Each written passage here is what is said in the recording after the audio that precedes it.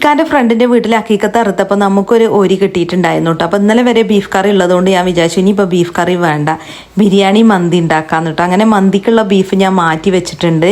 ഞാൻ ബിരിയാണി ഉണ്ടാക്കുന്നതുപോലെ നെയ്ച്ചോറാക്കിയിട്ടാണ് കേട്ടോ. കൈമ ജീരകശാല അരിയൊക്കെ ആകുമ്പോൾ അങ്ങനെ തന്നെ ചെയ്യുകയാണ് നല്ലതും. എനിക്കെപ്പോഴും തോന്നിയിട്ടുണ്ട് ഇങ്ങനെ ബിരിയാണി ഉണ്ടാക്കുമ്പോഴാണ് ടേസ്റ്റ് ചെയ്യുന്നത്. പിന്നെ ഇതുപോലെ അക്കീക്കത്ത് അറുത്ത ഇറച്ചി, അതുപോലെ ഒലുവത്തിറച്ചിയൊക്കെ നല്ല ടേസ്റ്റ് ആവില്ല. ഇള ഇറച്ചി ആയതുകൊണ്ട് ഞങ്ങൾ വാങ്ങിയ ഇറച്ചി അത്ര പോരെയുന്നു കേട്ടോ. ചില ദിവസം അങ്ങനെ മോശം ഇറച്ചിയാണ് കിട്ടുക. പിന്നെ ഇപ്പോൾ നമുക്കൊന്നും ചെയ്യാൻ പറ്റൂലല്ലോ. അതുകൊണ്ട് തന്നെ 1 കിലോ ബീഫ് വാങ്ങിയിട്ട് 3 ദിവസം കഴിക്കാനുണ്ടായിരുന്നു കേട്ടോ.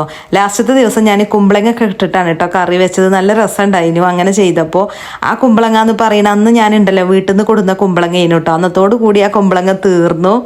ഇനിയിപ്പോൾ എന്തെങ്കിലും കുമ്പളങ്ങ ഒക്കെ ഉണ്ടായിട്ട് വേണം വരുമ്പോൾ കൊണ്ടുവരാൻ. അങ്ങനെ ബിരിയാണി റെഡി ആയിട്ടുണ്ട് കേട്ടോ. റിഷു സ്കൂളില്ലാത്ത ദിവസം ആയതുകൊണ്ട് തന്നെ ബിരിയാണിൻ്റെ ദമ്മ് പൊട്ടിച്ചപ്പോൾ സ്മെല്ലിട്ടിട്ട് മണ്ടി വന്നിട്ടുണ്ട്. അങ്ങനെ ബിരിയാണിയൊക്കെ തിന്നു. പിറ്റേ ദിവസം അല്ല കേട്ടോ ഞാൻ പിന്നെ മന്തി ഉണ്ടാക്കിയത്. 2 ദിവസം തിന്നാനുള്ള ബിരിയാണി ഉണ്ടായിരുന്നു സത്യം പറഞ്ഞാൽ.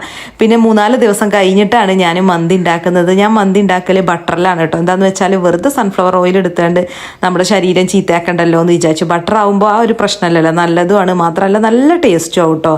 പിന്നെ ബീഫ് മന്തിയൊക്കെ ആകുമ്പോൾ അധികം ഓയിൽ വരുന്നില്ല. ചിക്കൻ ആണെങ്കിലാണല്ലോ കുറച്ച് ഓയിൽ കുറച്ച് കൂടുതൽ വേണ്ടി വരിക അല്ലേ. പിന്നെ ഉണ്ടല്ലോ ബീഫ് ബിരിയാണി ആണെങ്കിലും ബീഫ് മന്തി ആണെങ്കിലും നല്ല അടിപൊളി ടേസ്റ്റ് ചെയ്യുന്നു കേട്ടോ. ഇനിയിപ്പോൾ ഞാൻ ഉണ്ടാക്കിയതുകൊണ്ട് പറയുന്നതല്ല.